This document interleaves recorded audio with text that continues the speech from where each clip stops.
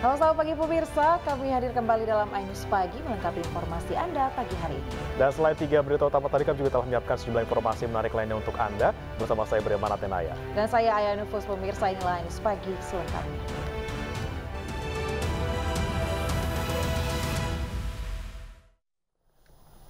Kita mulai iNews Pagi dengan informasi pertama pemirsa.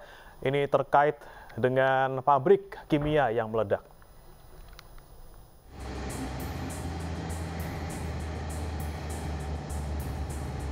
Warga Kelurahan Kepuh, Kecamatan Ciwandan, Kota Cilegon, Banten dikejutkan dengan suara ledakan keras dari pabrik kimia PT Indorama Petrochemical Jumat kemarin.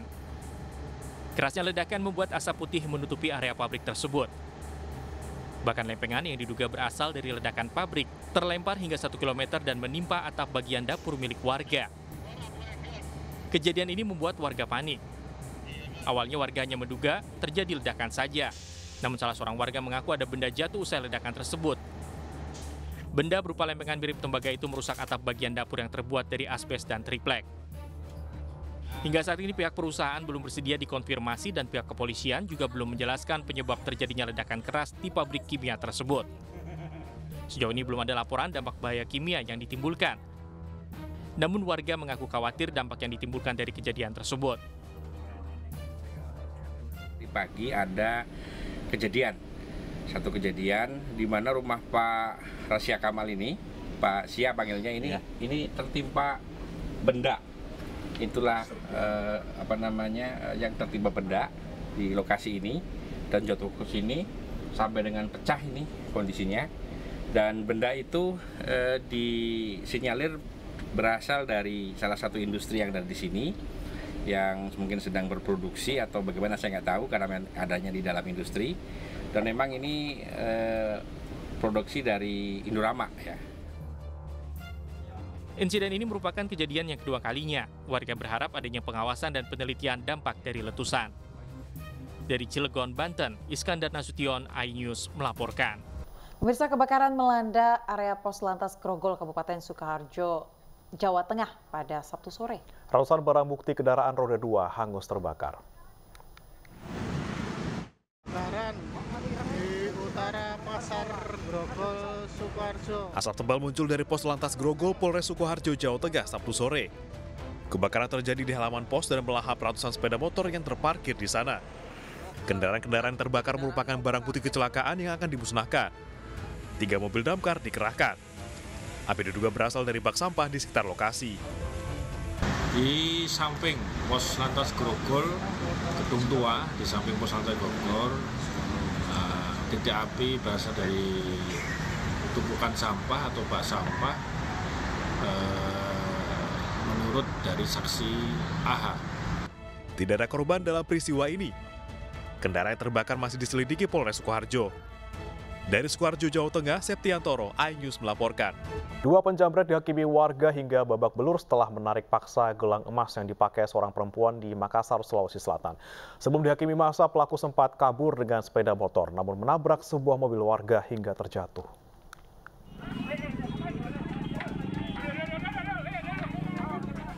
Dua penjamret dihakimi warga hingga babak belur di Jalan Perintis Kemerdekaan Makassar, Sulawesi Selatan. Peristiwa berawal ketika korban yang berboncengan dengan rekannya melaju dari arah kota menuju Daya untuk bertakziah ke rumah keluarganya. Saat berada di Jalan Perintis Kemerdekaan, motor korban dipepet pelaku yang kemudian menarik gelang emas yang dikenakan korban, kemudian tancap gas dan kabur. Korban berusaha mengejar pelaku sambil berteriak. Pelarian pelaku terhenti saat mereka menabrak mobil yang sedang berbelok. Pelaku yang terjatuh kemudian menjadi bulan-bulanan warga sebelum akhirnya diamankan ke kantor Polsek Tamalan Rea. Polisi mengatakan bahwa pelaku sudah mengincar dan mengikuti korban sebelum beraksi. Kayaknya sengaja diikuti karena dia belakangnya pas dilihat itu bahwa ada yang perempuan pakai motor, pakai gelang, itu langsung tiba-tiba dimepet, langsung dirampas, baru lari. Selain mengamankan 2 pelaku, polisi turut menyita barang bukti sepeda motor yang digunakan pelaku. Namun gelang emas seberat 9 gram lebih milik korban masih dalam pencarian karena kemungkinan terjatuh atau hilang saat pelaku menabrak mobil. Dari Makassar, Sulawesi Selatan, Yoel Yusfin, iNews melaporkan. Pemirsa, 3 pencuri spesialis mobil pickup yang aksinya terekam CCTV di Kota Bukit Tinggi, Sumatera Barat berhasil ditangkap polisi. 2 pelaku bahkan terpaksa ditembak kakinya karena mencoba kabur saat pencarian barang bukti.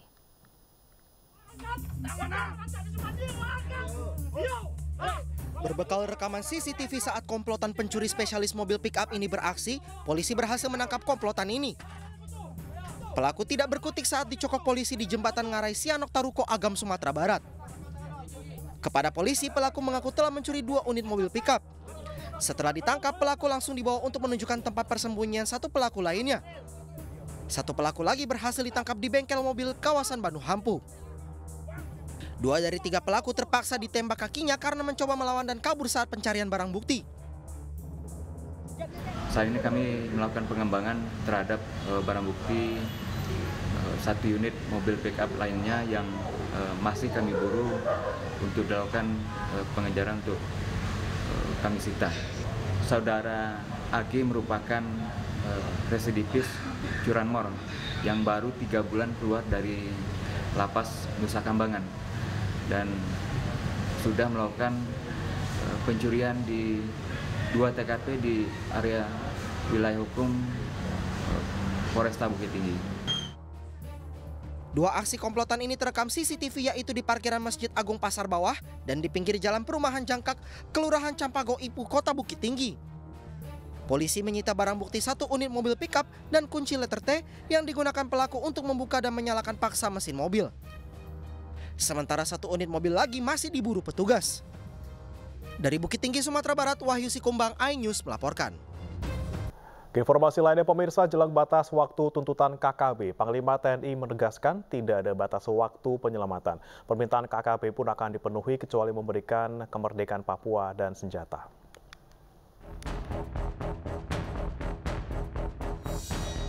Tenggat waktu yang diberikan oleh KKB untuk memenuhi tuntutan mereka semakin dekat. KKB mengancam bila tidak dipenuhi mereka akan menembak pilot Susi Air Kapten Philip Mark Mertens.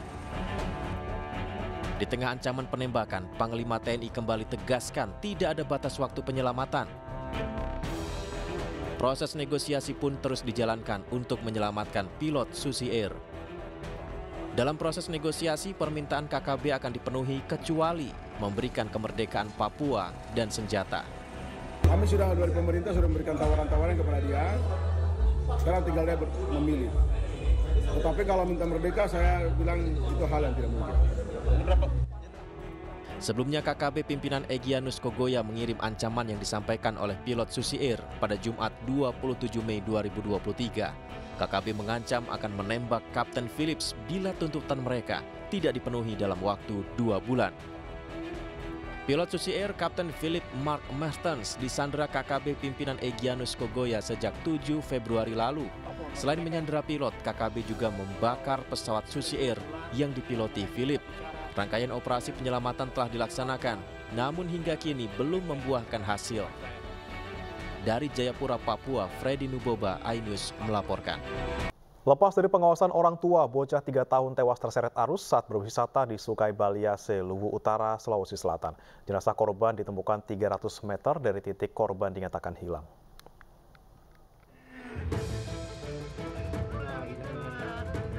Tangisan sang ayah tak terbendung saat jenazah anaknya Adiba 3 tahun dievakuasi. Korban tewas usai terseret arus Sungai Baliase di Kabupaten Luwu Utara, Sulawesi Selatan saat berwisata pada Sabtu lalu. Jenazah korban ditemukan 300 meter dari lokasi korban tenggelam.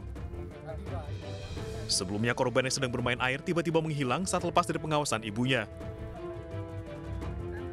Tidak adanya tanda peringatan membuat warga lengah saat berwisata di sungai berarus deras ini.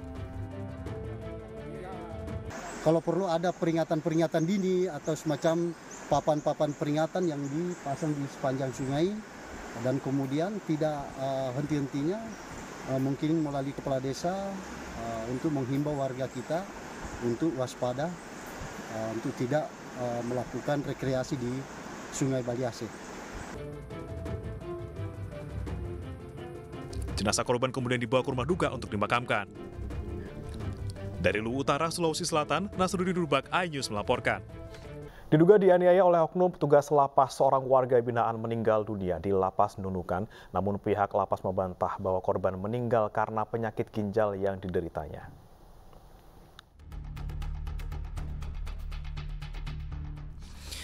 Seorang warga binaan di Lapas Kelas 2B Nunukan meninggal dunia usai diduga dianiaya oleh oknum pegawai lapas. Napi dengan kasus narkotika tersebut meninggal setelah 4 hari dirawat di RSUD Kabupaten Nunukan. Pihak keluarga pun langsung melaporkan kejadian ini kepada Polres Nunukan.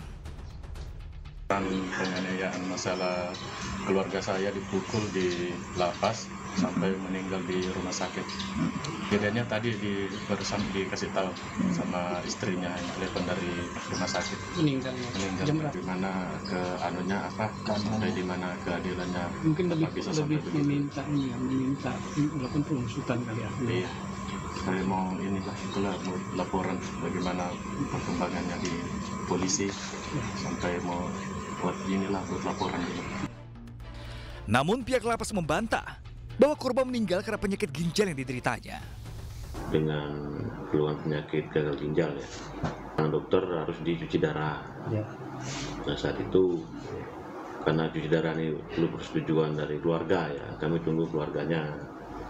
Dan disetujui pada hari Jumat sore sehingga cuci darahnya hari Sabtu.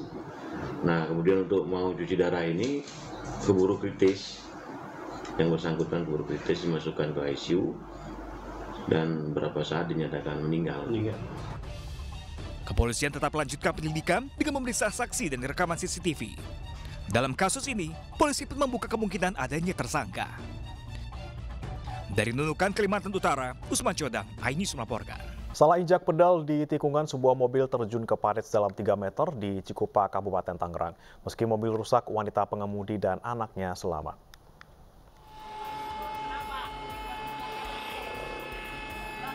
Petugas damkar dan Disub berusaha evakuasi mobil yang terjun ke dalam parit di Cikupa, Kabupaten Tangerang, Banten, Sabtu siang. Evakuasi harus menggunakan alat berat karena kedalaman parit yang mencapai 3 meter. Meski mobil rusak pada bagian kanan, seorang wanita yang merupakan pengemudi dan anaknya yang berusia 10 tahun selamat. Sebelum kejadian, pengemudi yang sedang membetulkan sabuk pengaman anaknya tak sadar ada jalan menikung. Pengemudi yang panik berniat menginjak pedal rem, namun justru menginjak pedal gas sehingga mobilnya terjun ke parit. Untuk di dalam mobil ada 2 korban, seorang ibu dan seorang anak. Ada luka nggak, Bang? Untuk luka alhamdulillah tidak ada, namun hanya trauma sedikit untuk kejadiannya. Untuk kendala ya lumayan cukup sulit karena itu jurangnya terlalu dalam dan dinaikannya itu susah, harus diangkat ke atas. Kalau diguling-guling itu mobil rusak nantinya. Setelah 1 jam mobil berhasil diangkat dari dasar parit. Kasus kecelakaan tunggal ini ditangani Satlantas Polresta Tangerang. Dari Kabupaten Tangerang, Banten, Aimarani, iNews melaporkan. Ya, akibat kurang waspada menghitung ketinggian muatan dan ngebut, sebuah truk kontainer menabrak jembatan rel kereta api di Jalan Pahlawan, Surabaya, Jawa Timur.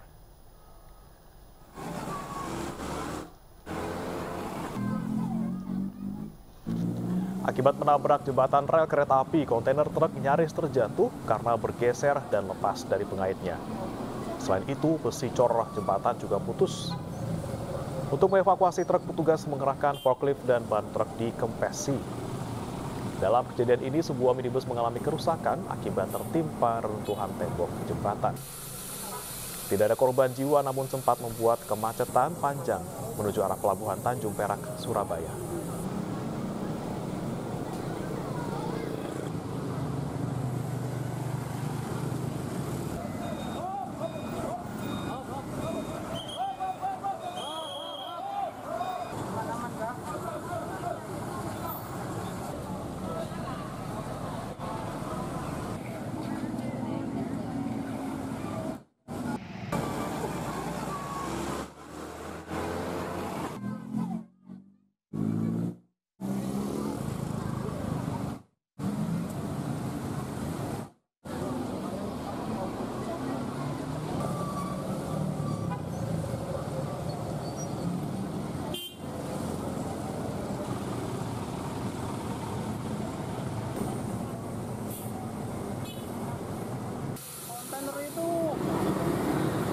posisi di tengah dengan kecepatan tinggi. Lah saya pas tang samping saya kaget kok langsung ada reruntuhan batu beruak gitu. Saya gas agak cepat tapi batunya sudah jatuh semua, cor-coran itu sampai besi-besinya sampai putus semua itu saking kecepatan.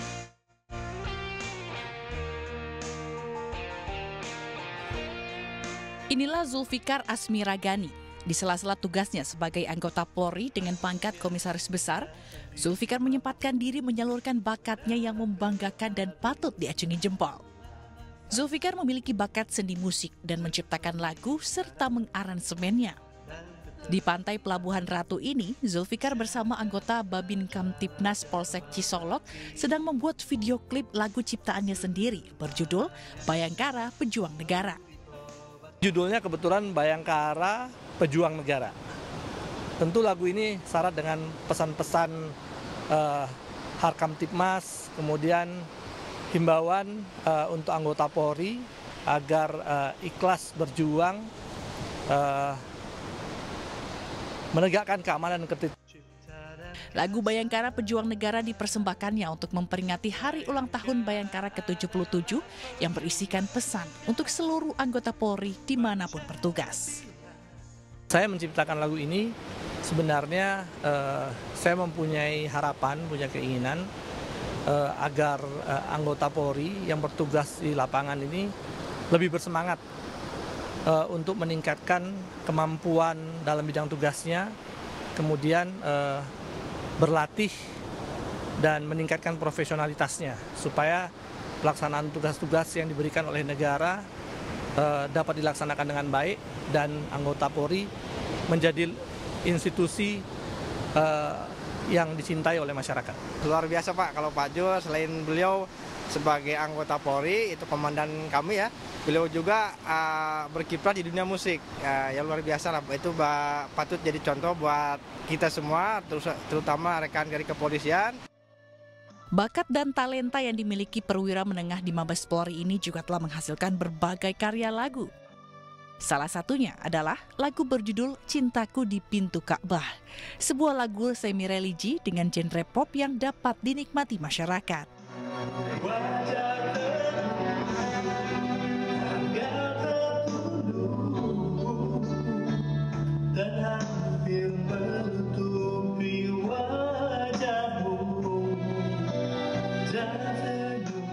Tim Liputan iNews melaporkan.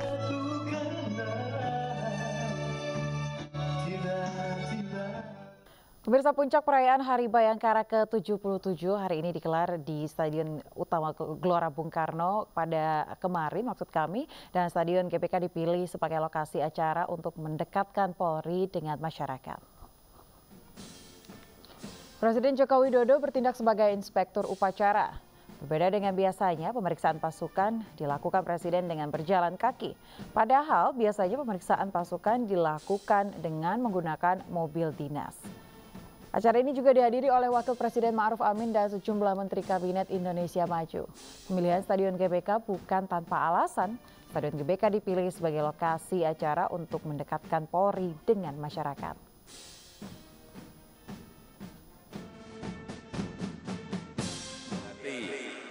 Sekarang ini segala sesuatu bisa direkam, bisa disebarluaskan. Gerak-gerik Polri sekecil apapun tidak bisa ditutup-tutupi lagi.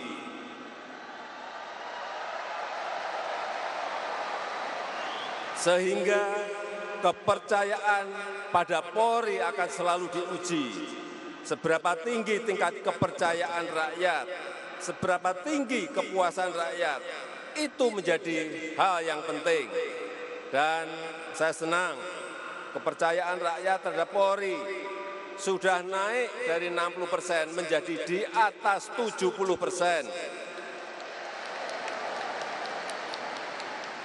Ini perkembangan baik, tapi masih harus terus ditingkatkan. Polri harus terus memperbaiki diri, berbenah diri, melakukan reformasi-reformasi di segala lininya. Keluarga Bayangkara yang saya hormati dan saya banggakan, semua program pemerintah butuh dukungan Polri, sehingga saya perlu tekankan,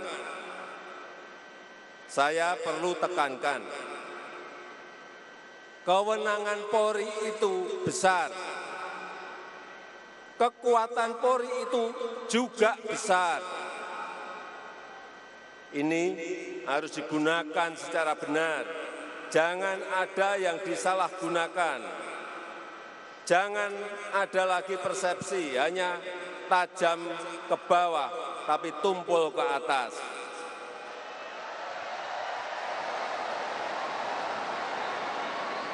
Masyarakat membutuhkan rasa aman, masyarakat membutuhkan rasa keadilan, masyarakat membutuhkan rasa untuk diayomi.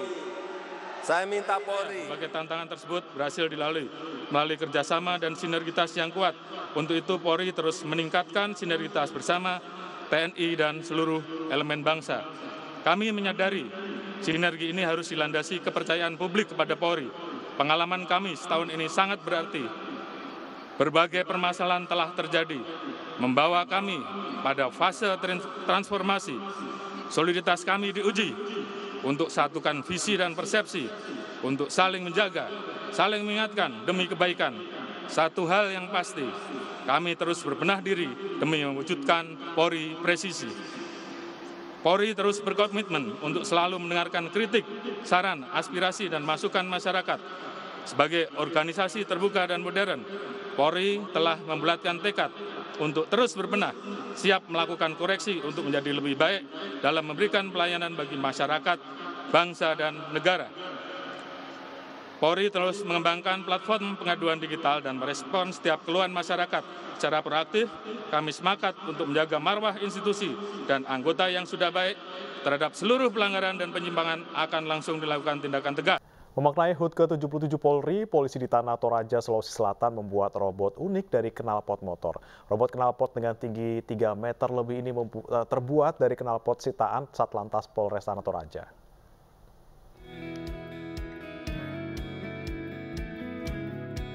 Berbagai cara untuk memaknai HUT Polri yang ke-77. Tahun ini, Satlantas Polres Tanah Toraja, Sulawesi Selatan bekerja sama dengan SMKN 1 Tanah Toraja membuat robot unik berbahan baku knalpot racing atau knalpot bising dari kendaraan motor. Robot ini terbilang unik karena 90%-nya berbahan dasar knalpot bising hasil sitaan Satlantas Polres Tanah Toraja yang dibuat dalam waktu kurang lebih 1 bulan. Robot ini mengusung tagline Stop Bising, Stop Knalpot Racing, sukseskan pariwisata nyaman, tentram, dan damai. Tagline tersebut mengandung harapan agar masyarakat Tanah Toraja tidak menggunakan knalpot bising karena mengganggu warga dan wisatawan yang berkunjung ke Toraja. Dan kami bekerja sama dengan SMK 1 Teknik Tanah Toraja untuk membuat merangkai knalpot tersebut menjadi knalpot racing. Adapun makna dan pesan Stop Bising, Stop Knalpot Racing, sukseskan pariwisata Tanah Toraja, tentram dan damai. Robot setinggi 3 meter ini dipajang di samping gedung presisi Poslantas Polres Tanah Toraja. Dan kini menjadi tempat swafoto masyarakat yang melintas di sekitar Kolam Makale. Dari Tanah Toraja, Sulawesi Selatan, Jufri Tonapa, iNews melaporkan. Ya, berkat hafal Al-Quran 30 juz, pemirsa, seorang santri bernama Muhammad Alfian Masyuri lulus menjadi anggota Polri dari jalur proaktif. Alfian mengaku bangga menjadi anggota Polri karena merupakan cita-citanya sejak kecil.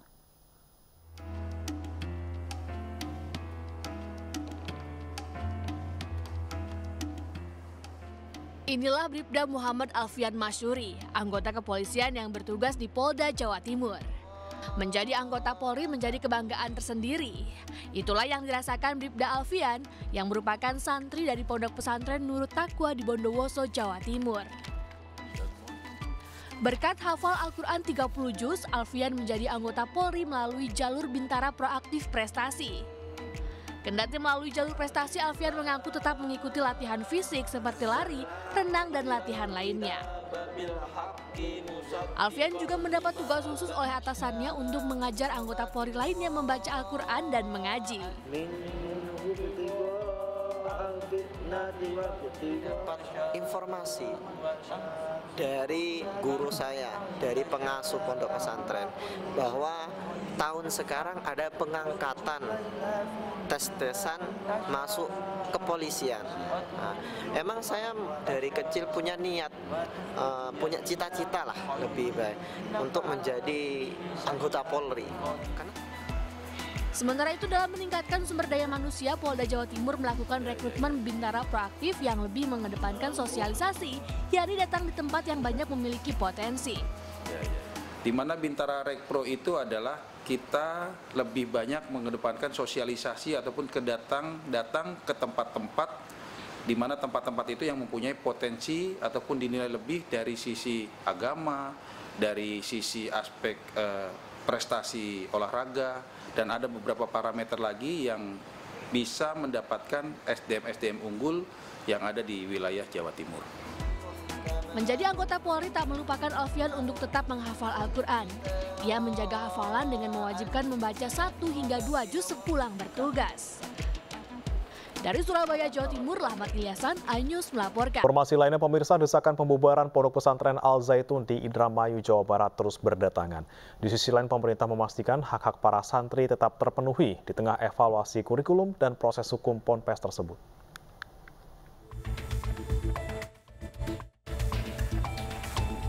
Persoalan Pondok Pesantren Al Zaitun berbuntut panjang.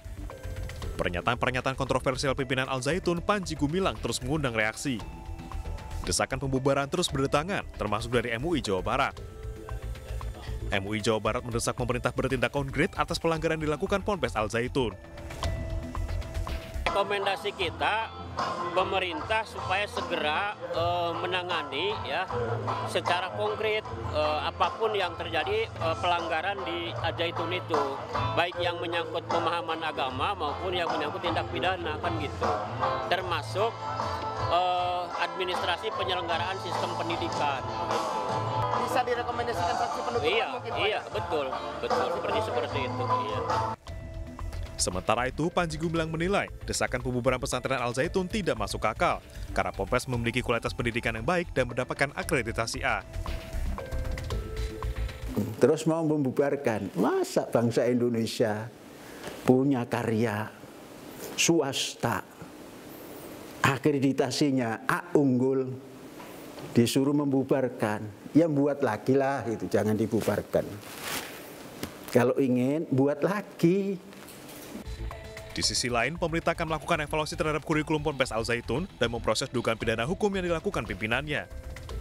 Meski demikian, hak santri akan tetap diperhatikan dan Ponpes masih diizinkan menerima pendaftaran. Pondok pesantrennya kita akan evaluasi secara administratif. Ya, tindakan evaluasinya itu apa? Melihat penyelenggaraannya, melihat kurikulumnya, melihat konten pengajarannya dan sebagainya, sehingga hak untuk belajar bagi para santri dan murid-murid di situ tidak akan diganggu, terus berjalan. Katanya masih menerima pendaftaran, silahkan terima pendaftaran karena pondok pesantren itu adalah lembaga pendidikan yang harus kita bina, tetapi orangnya yang melakukan pelanggaran hukum ya harus ditindak. Menko PMK Muhadjir Effendi juga menjelaskan secara tegas bahwa santri yang menempuh pendidikan di Ponpes Al Zaitun akan tetap mendapatkan haknya.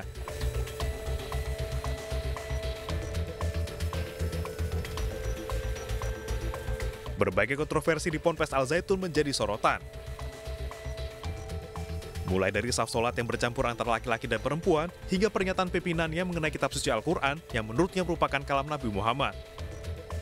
Aksi demo pun terus dilakukan di pondok pesantren tersebut. Tim Liputan iNews melaporkan. Ya pemirsa, kita beralih ke informasi lainnya. Angkatan Udara Arab Saudi memantau lokasi-lokasi pelaksanaan rangkaian ibadah haji dari udara. Informasi akan hadir usai jeda berikut, tetaplah bersama kami di iNews Pagi.